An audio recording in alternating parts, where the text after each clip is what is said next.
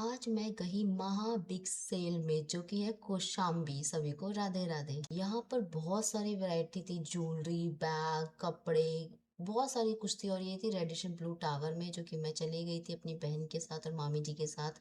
Entry करने के बाद हम तो देख के हैरान हो गए, इतने सारे बैग पड़े हैं पर कोई भी ब्रांडेड बैग नहीं है और इतने महंगे महंगे बैग थे कि लग ही नहीं रहा था सेल का बैग है। जैसे कि ये बैग मैंने उठाया ना, इसकी तनी पूरी टूटी हुई है और ये पता है डैमेज भी हो रखे हैं। और प्राइस था 1000-1500 से, कोई भी बैग कम नहीं था यहाँ पर।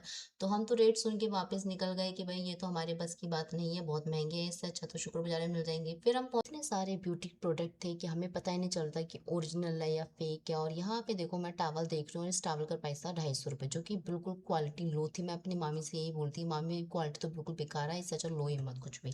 और पता नहीं ये जो मेरे हाथ में था ना, क्या है इतना बड़ा, ये टावल नहीं है, बेडशीट नहीं है, क्या है मुझे समझ में नहीं आता। 350 रुपये का है। फिर मैंने देखा और रख दिया वापस कि मेरे तो किसी काम का नहीं है।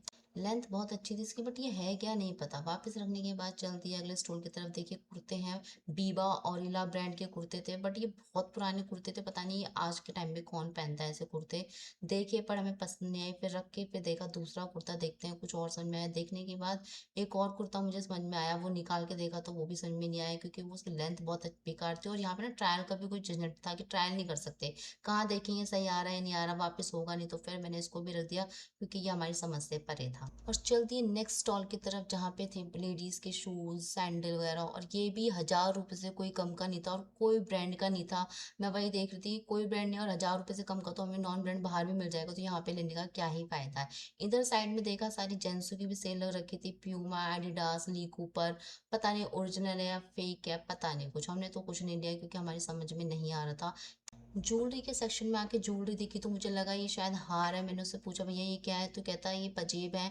तो मैंने कहा भैया कितने की है? कहता 500 रुपए की। मैंने इसको रख दिया और फिर दूसरा पीस उठाया, हाथों की बैंगल। मैंने कहा भैया ये अगर बजट में आ जाएगी तो ले लूंगी। कितने का है? कहता 500 रुपये। मैंने इसको भी रख दिया। मैंने कहा भैया यहाँ पे सब चीज 500 की है, कोई कम नहीं है क्या? कहता नहीं है ना। मैंने कहा क्या? कहता ये रिंग है ना। मैंने कहा ये रिंग कितनी की है? कहता 200 रुपए की। तो मैंने सोचा चलो एक बार उठा के देखते हैं, 200 रुपए की रिंग की कुछ गारंटी है? गारंटी वगैरह कुछ नहीं है इसके, सिर्फ 200 रुपए की रिंग है। इसको देखा, रखा, देख के वापस रख दिया, क्योंकि हमें समझ में नहीं आ रहा था। 200 रुपये से तो अच्छा बाहर मिल जाता है। इतनी जुगत करने के बाद एक चीज समझ में आई, यहाँ पर आके देखा है छोटे छोटे से पिल्लू पड़े थे।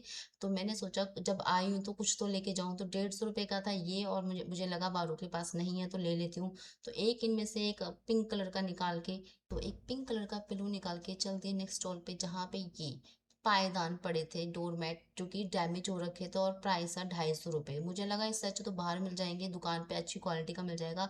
ये थे 350 रुपये का एक। तो यहाँ तो बजट नहीं बैठ रहा, ये सेल बस नाम की सेल है, कुछ नहीं है। बाहर आ गए हम लोग, सोचा कि चलो भाई टाइम वेस्ट तो बहुत हो गया, चलो अपने घर चलते हैं। बाहर आके मैं कहती यार इतनी घंटे लगाने के बाद एक चीज लेके आए, चलो लेके तो आए। वीडियो को लाइक शेयर कमेंट करना। मिलते हैं अपने नेक्स्ट वीडियो में, बाय।